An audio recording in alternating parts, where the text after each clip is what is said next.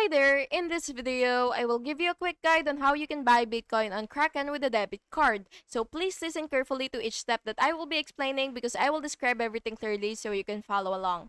So before starting, make sure that you have the correct plan or version that supports this feature so you will have full access to everything you need. So first, you will open your Kraken app and then you will log in and then you will tap trade and select buy. Choose Bitcoin and under payment method, you will select debit card.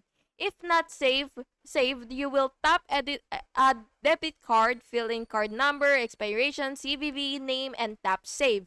And then you will enter the amount that you would want to buy and you will review fees and total BTC. Tap buy now and complete 2FA verification if required. Confirm transaction, and BTC will appear in your portfolio. And yeah, that's basically it. Thank you so much for watching this video. Make sure to like and subscribe for more videos like this. Have a good day.